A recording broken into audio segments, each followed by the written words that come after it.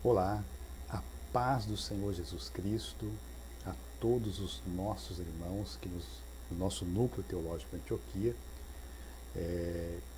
Nós estamos aqui com mais uma aula sobre síntese do Novo Testamento e hoje estaremos estudando especificamente a introdução à Epístola de Tiago, tá bom?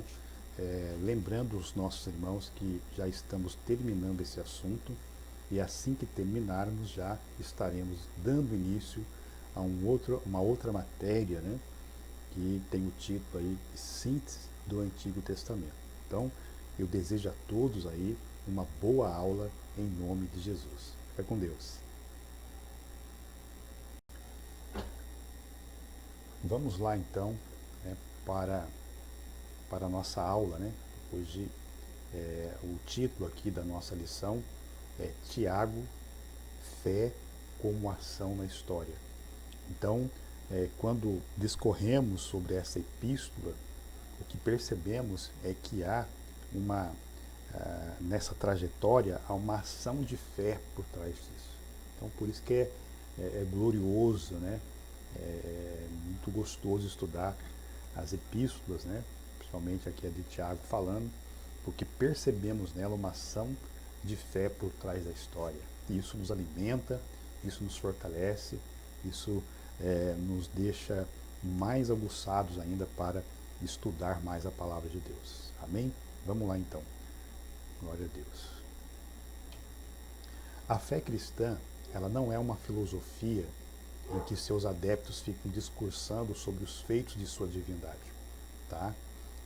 Mas é um convite, né? A fé é um convite para uma experiência prática de vivência no cotidiano, tá?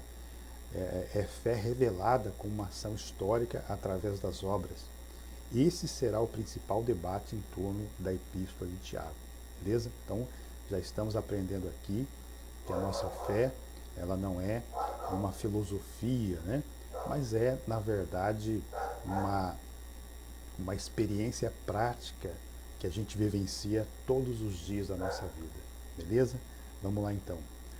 Na história da igreja, surgiu muito debate sobre essa epístola, ao ponto de Lutero, né, na reforma, declarar que era palha.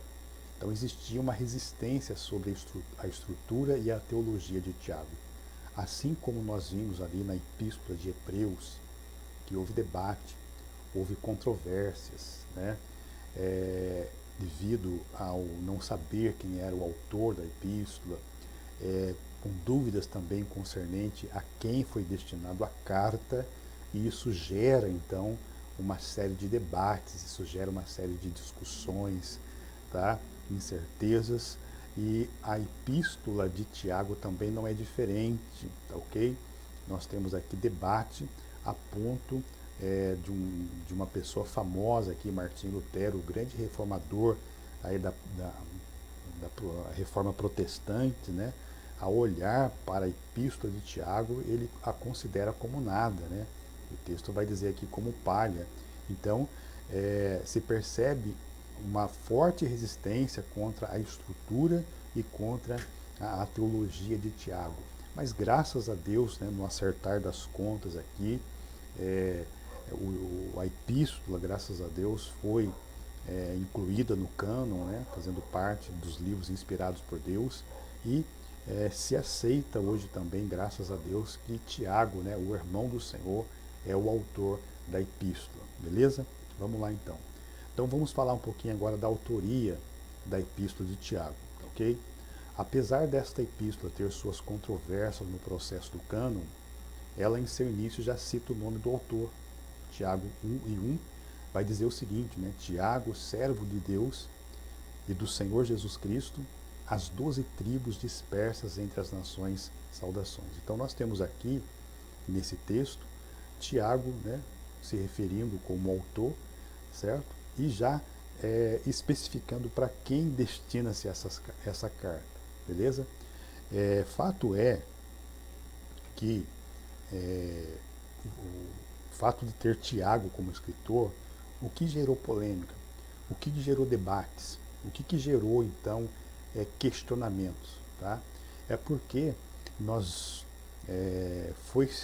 se descobre, se sabe que tem outros Tiagos na Bíblia.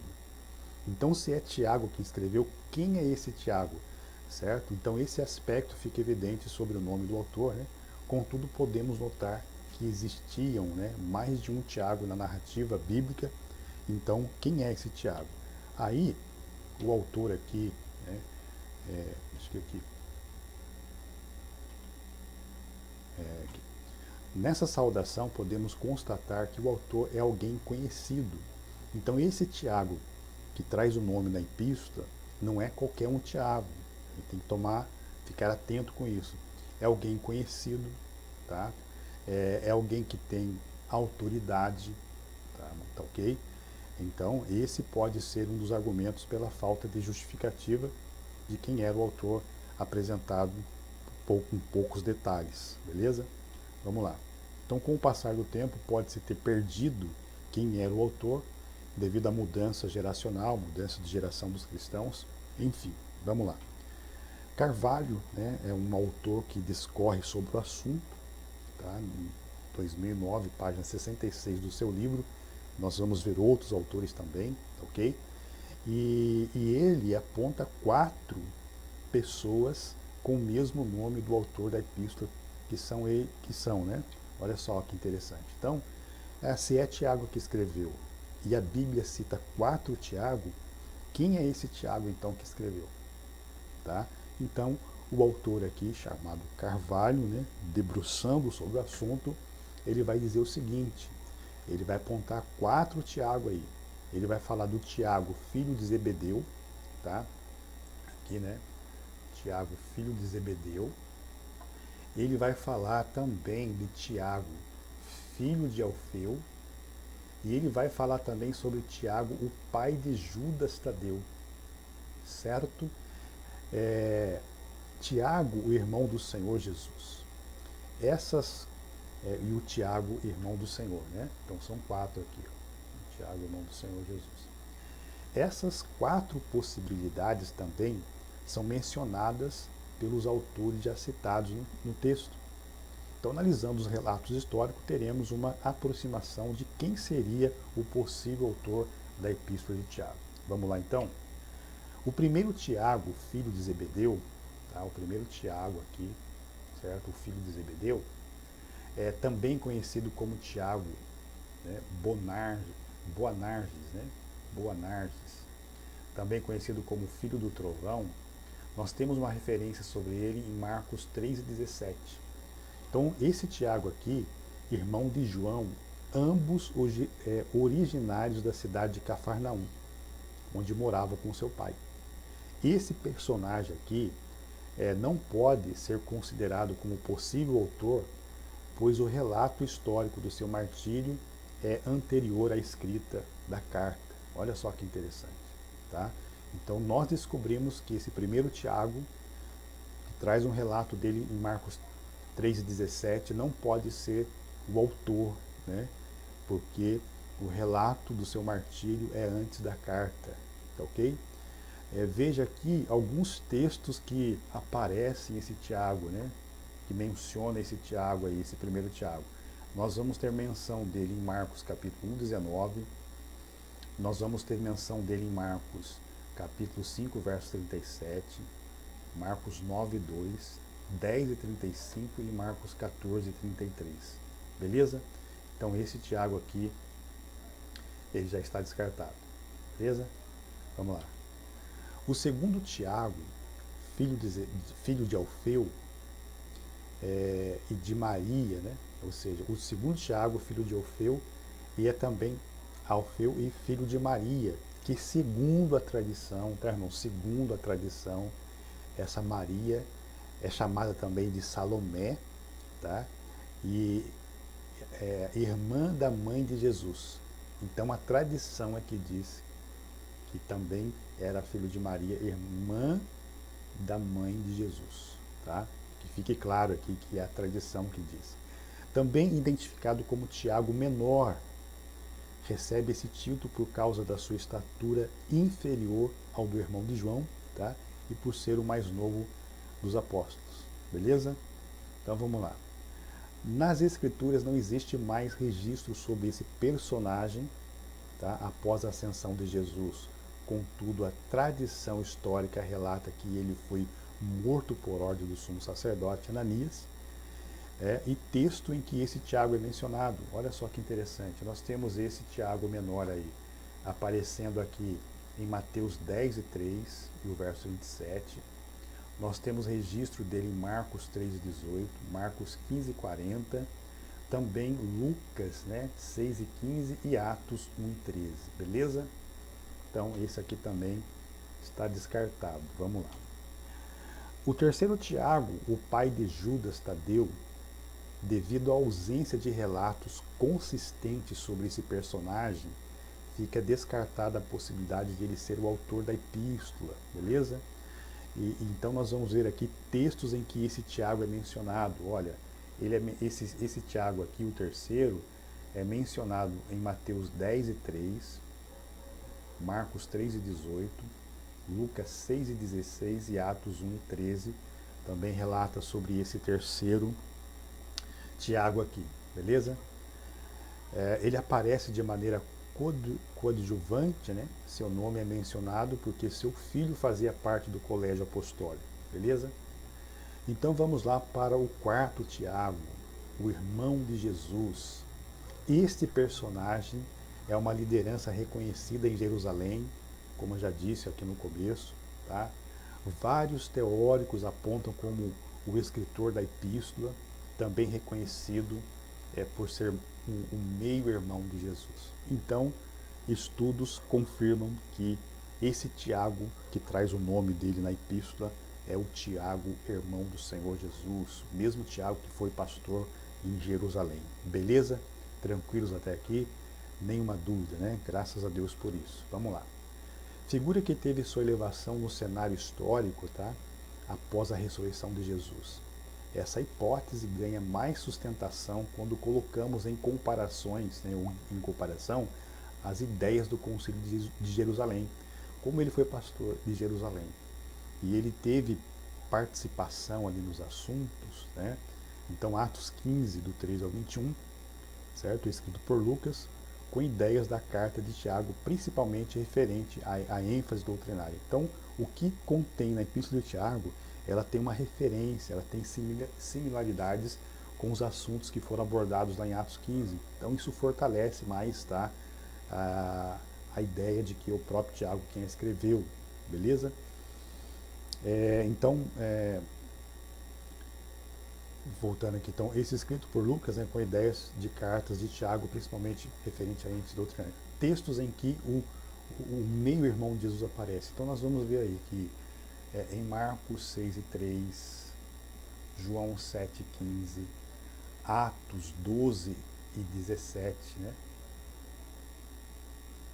Atos 12 e 17,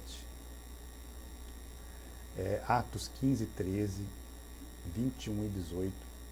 Nós temos referência dele em Gálatas 1 e 19 e Gálatas 2 e 9, beleza? Aqui está os textos onde fala desse Tiago, pastor de Jerusalém e também o meio-irmão de Jesus, beleza?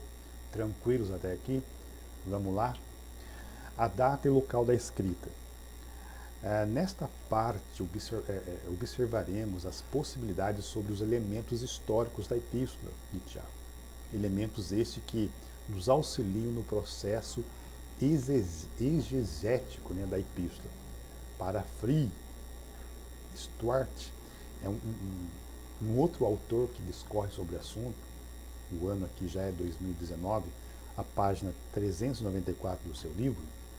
Ele diz o seguinte, que Tiago é reconhecidamente difícil de ler, em razão de seus muitos começos e paradas, reviravoltas e giros. Então, coletar maior quantidade de informações sobre o entorno dos leitores e do autor, isso auxilia o estudo. Beleza? Vamos lá então. Data da epístola. Possivelmente a epístola de Tiago ela foi escrita entre os anos de 45 até 62 depois de Cristo. Isso é apresentado devido a vários eventos históricos desta época. mas também uma relação muito forte com a vida do autor. Possivelmente esta carta ela foi escrita pouco antes de 62 aí, depois de Cristo. Beleza? Vamos lá então? Porque de acordo com o historiador Flávio Joséfo, o meio-irmão de Jesus, ele foi martirizado nesse ano. Então alguns autores, como por exemplo Coelho e Daniel, que são autores que discorrem sobre o assunto, agora já o ano é 2014, a página do livro é a página 14 ao 15, o que Carvalho fala, né, que em 2008, a página 68 e 69 do livro, e também temos aí o Mou, 2011, a página 33 e 34, todos eles aqui conjecturam que Tiago escreveu sua carta antes de Paulo ser obreiro reconhecido, certo? E também que a escrita ocorreu antes do concílio de Jerusalém, que provavelmente tenha sido realizado por volta do ano 50 depois de Cristo. Beleza, irmãos? Tranquilos até aqui? Então, somando hipóteses sobre o autor e data da escrita, podemos constatar que a escrita foi realizada em Jerusalém, apesar de não existir evidências internas da carta. De acordo com a tradição cristã, essa carta circulou primeiramente em Jerusalém. Amém, irmãos? Nós vamos parar por aqui, porque as nossas aulas online, elas são mais curtas, tá ok? Para não ser cansativo, para não ser maçante, mas o que já passamos aqui é o suficiente para aguçar aí a sua curiosidade, para aprofundar nessa epístola, que ela tem muita coisa boa para a gente aprender, ok? Eu agradeço a atenção de todos aí, em nome de Jesus. Fiquem atentos aí com a próxima matéria de síntese do Antigo Testamento. Amém?